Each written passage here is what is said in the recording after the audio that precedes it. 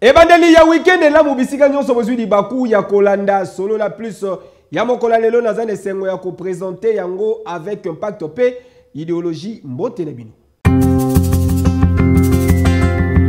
Assemblée nationale, président ya bureau provisoire Christophe Mbosso akendaki ko évaluer ba travaux en commission pour na kosala examen ya dossier moko na moko ya beli du peuple en conformité na loi électorale pe constitution Yamboka, bozo ba détail. L'Assemblée nationale. Après formation, il y a 26 commissions d'Assemblée nationale. L'objectif, il y a examiner le dossier, il y a élu du peuple. Ici, il y a l'élection, il y a décembre 2023. Président, il y a bureau provisoire, il y a chambre basse, il y a parlement. Christophe Mbosso, Azongelagi Bango Lissou Soulobi Eleki. Pour l'évaluation, il y a avancement, il y a travaux, commission par commission. Je suis venu rencontrer les 26 commissions qui ont eu mission de vérifier le pouvoir des honorables députés. Beaucoup de commissions ont terminé. D'autres ont déjà déposé les rapports au bureau. Et d'autres sont en train de rédiger les rapports pour les adopter ce soir ou demain matin. Donc en général, tout a été très bien fait. Les lundis, nous pourrons avoir une plénière parce que nous aurons tous les rapports des commissions qui ont travaillé sur les vérifications de pouvoir. Alors, nous avons trouvé des solutions. Nous avons mis en place une commission qui va se charger de ces dossiers, ainsi que les collègues de Lualaba, où il y a eu un déficit de membres. Nous avons trouvé des solutions et ça a été réglé. Les collègues que nous avons envoyés dans cette commission ont siégé et ils ont terminé le travail. Ici, il faut rappeler que les 26 commissions ont chargées pour vérifier conformité, il y a un dossier, il y a chaque député, na loi électorale, puis na constitution, il y a Mboka, bazalaki kaka na 5 jours, il y a Moussala, où il faut prendre fin le 9 février 2024. Et yo! Situation sécuritaire na Est de la République démocratique du Congo, vice-premier ministre, ministre de la Défense nationale, paix ancien combattant Jean-Pierre Bemba Gombo, Akitaki na Goma, tozali bongo na province, Yanor Kivu. En mission de service, vice-premier ministre, ministre en charge de la défense nationale, paix ancien combattant, Jean-Pierre Bemba Gombo, Akitaki Mokolo à vendredi 9 février na Goma, na province ya Nord Kivu, pour na s'imprégner na situation oyezali koleka, na partie de la République démocratique du Congo, victime y agression rwandaise via mouvement rebelle y a M23. J'invite vraiment tous les groupes armés dans le pays à déposer les armes et à prioriser la vision du chef de l'État qui est la paix et la sécurité dans le pays. Et Sengel Boyeba qui affrontement ezali se poursuivre entre les forces armées de la République démocratique du Congo et les rebelles y a M23 dans le territoire ya Masisi. Pendant ce temps, l'armée congolaise a intensifié l'attaque pour déjouer le plan ya M23 où yo tentaki se diriger vers Sake na 25 km de la ville ya Goma et Sikawapi. Après quelques moments ya panique Kimia ezongaki pe ba déplacer ba bandi kozonga na ba domicile na bango. M23 tunalomba government itusaidie ibapige. Nous demandons au gouvernement que les FARDC frappent copieusement les M23 et ne pas leur donner l'occasion de se réorganiser.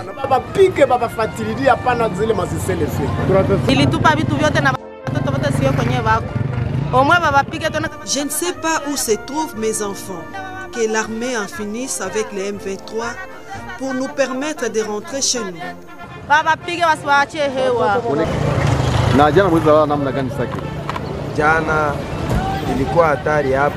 Moi, je viens de rentrer ce matin et tout est normal. Bon, c'est que pour le moment, la situation est calme. Vous-même, vous constatez que la circulation est normale. Là, nous sommes très contents que même la population aussi vague librement, sans problème. Vous êtes à Sac et vous voyez que quand même la situation est calme. Fortement entre nos combattants militaires FARDC et Wazalendo avec les rebelles du M23 qui sont venus attaquer nos positions de FARDC au niveau de Nenero là-bas. C'est là que nos voyants combattants ont réussi de pousser ces... Arrivé à vice-premier ministre, ministre de la Défense nationale, paix ancien combattant, et pour encourager les troupes paix, couper ça, nouvelle directive pour défendre l'intégrité territoriale qui toque au Wapi. Yo!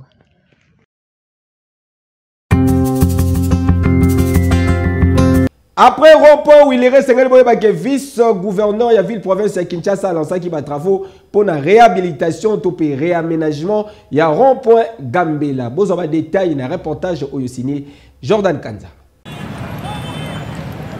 Sous l'impulsion, il y a vice-gouverneur, il y a ville-province de Kinshasa, Excellence Gérard Moulumba Jekoko, misala et assainissement, il y a ville de Kinshasa, et zali ko évoluer à la normale.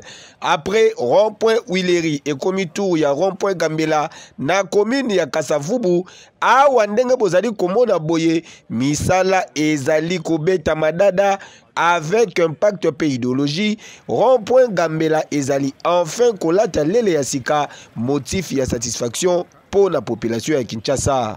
Vice-gouverneur,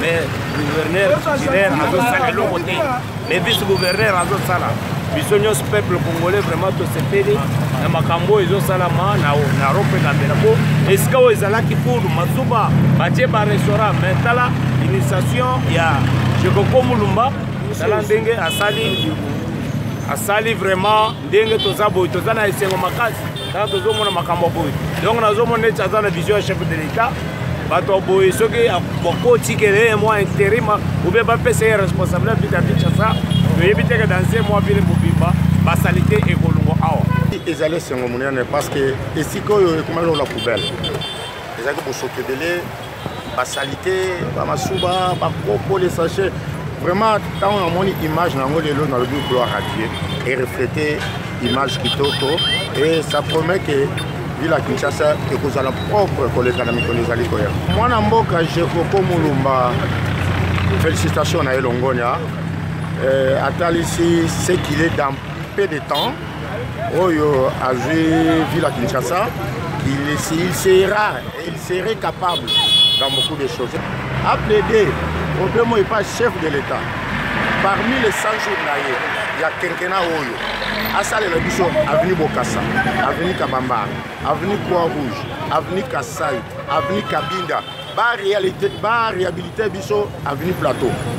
Vraiment pendant ces 100 jours, il y a quelqu'un qui vraiment va faire l'effort pour que Balabala et Zonga, Ville à Kinshasa, et Zonga, Nandri en Wakan. Coup de chapeau dans Jekoko Moulumba. Ah, mais Jekoko a un bon Samboka. Mais c'est à côté de voilà l'homme qu'il fallait la place qu'il faut. C'est un délié. En tout cas, on a fait ce coup de chapeau. Pour moi, on a fait béton. Il faut ça la banque. En tout cas, président Fatina Senge Painayo, Batokosala Bangwezande Jekoko Moulumba. Pour le Kabatou Moussou à travers la Mboka, Tala partout. Ma belle mettra moi tant au pied. Alors, il faut les choses en tout cas avec Jekoko. Coup de chapeau, son excellence, monsieur le président.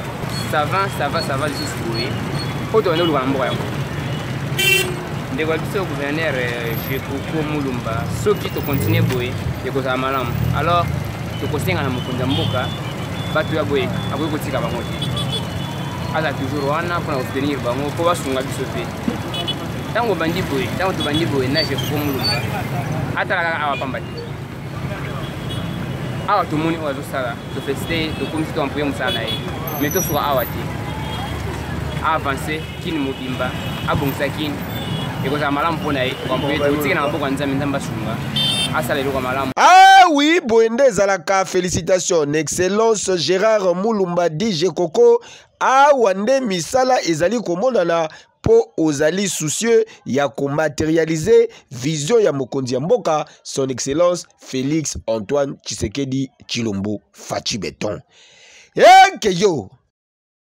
Major Rémi Kanza, mal à l'aise, numéro 1 à la police et assainissement ya ville ya Kinshasa Kitaki en personne na ponga bi pona ko benga ya lisusu ba mama oyo bayo kakate. Jordan Kanza pour le détail.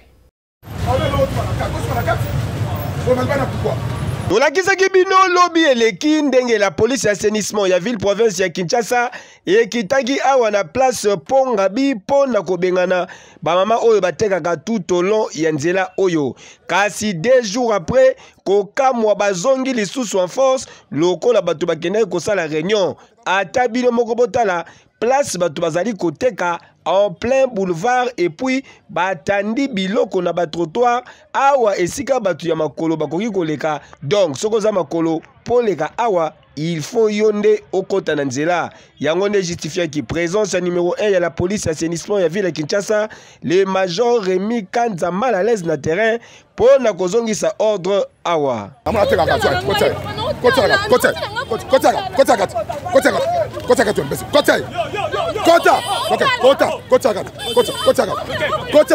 Sur place, le major Rémi Kanza mal à l'aise a bendaki matoyi na administrateur ya wenze pe commandant ya souciat ya la police o ezalaka wana. Excellence, d'abord si place na AD à marché na pour maman place na bien. Ainsi on va sur son place. Sur son place. Le bâtiment ça sur na balabala awati. Commandant place yé, antenne yé, AD à marché yé. Donc neto tokani lelo, baba ata iseme na kuna. Kwa niyo yoka no pesa mesho ndo ngate to rekre ba. Koto yaki so pesa yo to zalaki awo. Lobi to zalaki awo. Lelo na tongo mo sali ko saba so misisi. Dans la vidéo presque tout le team de loi. Ade yo wana na matoi na so. So mbalo mutakoti awo. Biso ko sana yeye ko fa na biso nanu. Ava na pa na biso nanu, yo za malamu. Komanda pa place yo so kabisa. Donc bati bango si place awa. On a moni ko pa ndia ko kombola. Ezo nga propre place yango zo nga propre nos. Tolongo le batunons. Ade. Na si yo mo ko moni, malo bango de ko pa ko pene. Ça ça doit kabisa. Ko to mo yo kito yo. Do wende na baba la te wende na kati. Awe ti apolele. Awe pelete apolele commandant. Awe ti la polele. Vous avez dit chef. Awe ti la polele. Ils sont sali do ko songa sisi. Do ko le papier. Mais yo ne va si place. Ndo ko songa biso. Do awe pena mu ba kanda discuter. Do do kuto ta kami ni ne bo ko samba na image do mo. Pato troisième jour do place. Troisième jour do. Ko ba mardi, mais que ko ba mercredi c'est le vendredi. Do ça.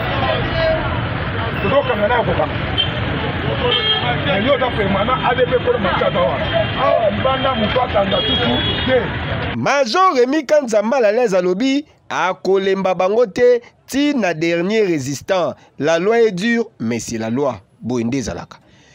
Ke yo. Kota ba ona biloko nyonso. Yo sanno. Bikumbela mwanza ya wewa elingi kobomisa batu mutu ko ebaluki na route Selemba o batu babukani makolo na ndenge ya kusakana tebuzo badita. Ekumbeli ya ba conducteur ya ba taxi moto na ville province ya Kinshasa ezali penza malamu te. Trop c'est trop encore une fois wewa asalisi accident tozali awa na commune ya Selemba o.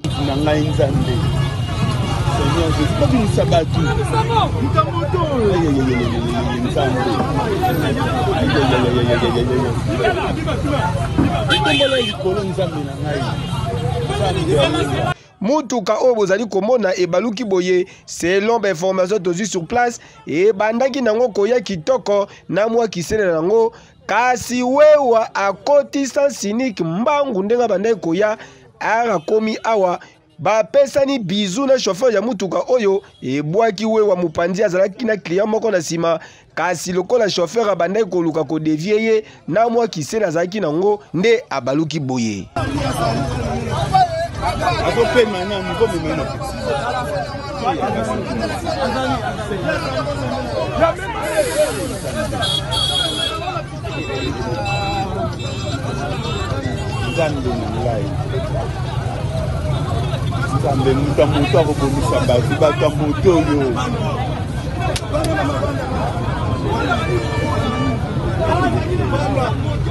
En tout cas, makambo ye kumbeli ya ba conducteur ya taxi moto awa na Kinshasa ba kondi il faut kolukela yango solution, il faut kozwa ba disposition mususu. Casque te, mikanda pete. Soki pe otuniye oye kola kokumba moto wapi akoyebisa yo o kaka vie kalala nde alakisaki nga alimbala moko abimi na balabala. Eh, ya nini?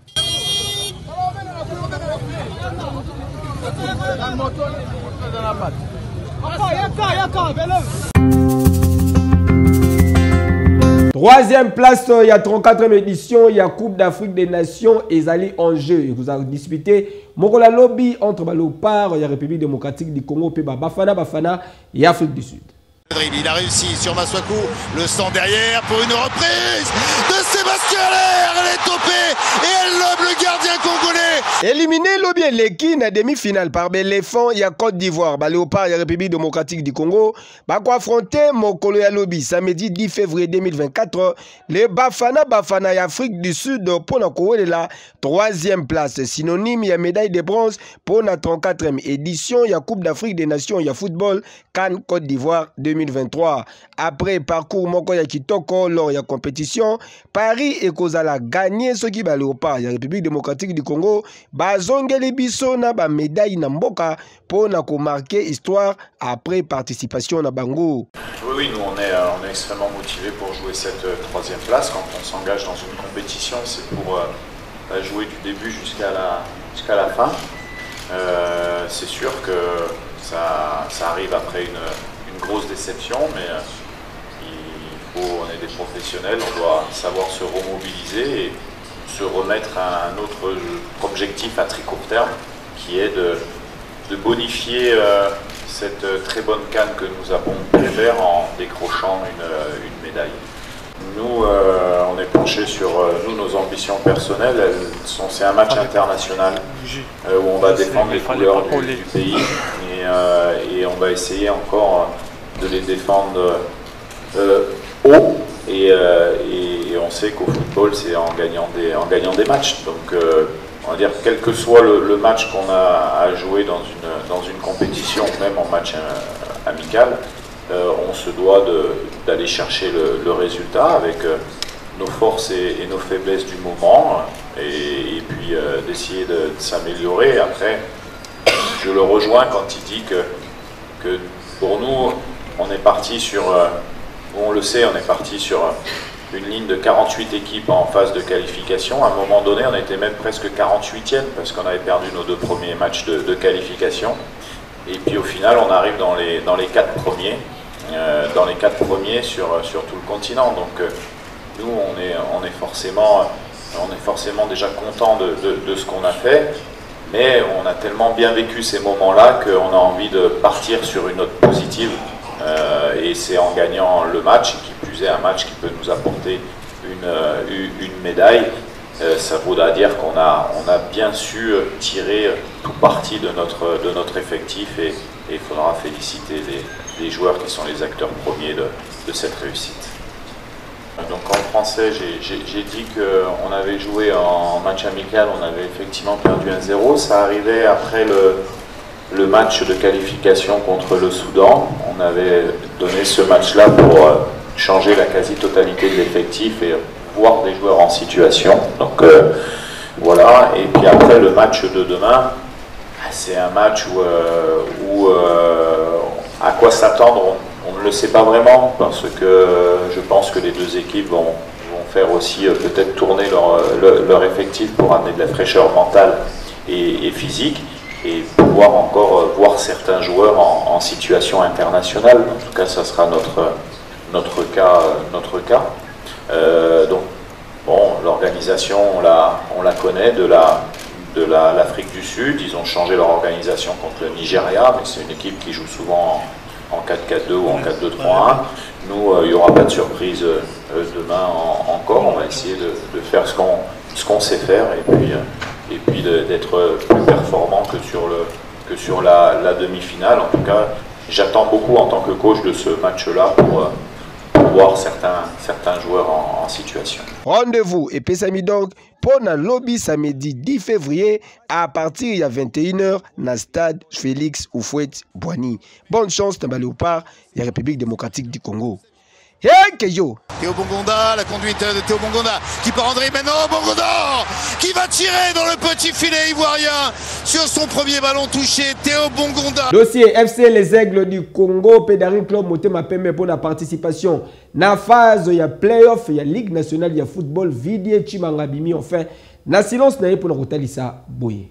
Kikoma Mujinga, c'est parti, qui commence, repoussé Bella, on du plat du pied. En rapport à affaire, il y a Football Club Les Aigles du Congo, Pédarin Club Motema Pembe, sur participation à la phase, il y a playoff, il y a 29e édition, il y a championnat national, il y a football, organisé dans la Ligue nationale, il y a football, il y a foot en sigle, président, il y a Football Club Les Aigles du Congo, Vidier Chimanga Abimi na silence naye, pour notre Kotalisa Boye. Quel serait l'intérêt aujourd'hui? Parce que j'entends beaucoup, et depuis le début du championnat, depuis que les Aigles ont été créés, il y a une partie de l'opinion de mon ancienne équipe, du moins de l'ancienne équipe dont j'étais président, parce que de cœur, je resterai toujours imanien.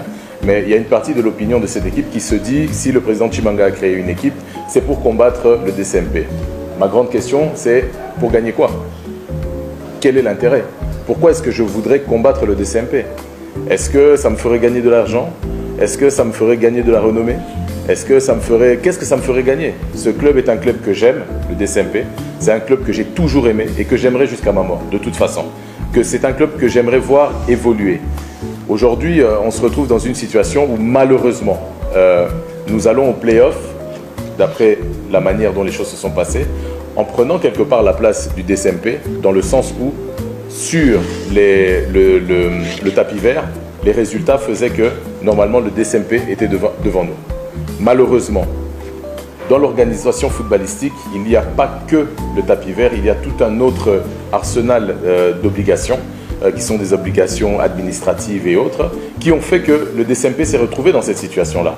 Je suis le premier que ça touche et ça me fait mal. Je ne suis pas du tout heureux de prendre la place du DCMP pour aller au play-off. Je prends, ou du moins les Aigles du Congo prennent la place qui leur est, je dirais, je ne vais pas dire abandonnée, mais qui leur a été échouée à cause de certaines lacunes et limites du DCMP. Mais ce n'est pas nous qui avons fait ça, nous n'avons pas créé ça, nous, administratifs. Ce n'est pas une fierté, on n'est pas heureux de ça, mais le tout, résultat sportif, administratif, a permis à ce que les Aigles bien organisés se retrouvent dans la situation où elle est aujourd'hui de pouvoir jouer les playoffs. Concernant affaires, il y a double affiliation, il y a certains joueurs effectifs, il y a FC Les Aigles du Congo, Vidier Chimanga a communiqué qui peut Boye. Je vous inviterai plutôt à aller à la Lina Foot, d'aller à la FECOFA et de faire le suivi. Vous savez, ceux qui sont heurtés aujourd'hui et qui sont blessés sont prêts à accuser de n'importe quelle manière. Je peux les comprendre dans la douleur de ceux qui sont en train de vivre dans leur chair. Mais inventer des histoires, c'est difficile. En tout cas, au niveau administratif, les Aigles du Congo ont suivi toutes les règles et ont fait en sorte que tous leurs joueurs soient affiliés dans le bon respect de toute l'administration au niveau des différentes instances. Kasi Sengel ko rappeler que FC Les Aigles du Congo a qualifié pour la phase il y a playoff au détriment il y a Pédarin Club Motema Pembe où yazala qui qualifié logiquement sur tapis vert. Dossier à suivre. Puis Moussinga Komambo pour Junior Aboukone. La passe déconnée, avoir quelque chose qui enchaîne. C'est quelque chose. Ah, le but. Exactement. Donc comme il a souka la présentation, il y a solo la plus il y a mokola lelo bo sepela ki nango bo pesa merci mingi na bondi vuku la zalaki au fourré au moulin ngai na bino tokutani lisusu mokola lobi ba mataba ki tawa balka mabele fils mani boy ka machine na préféré bino ekeyo.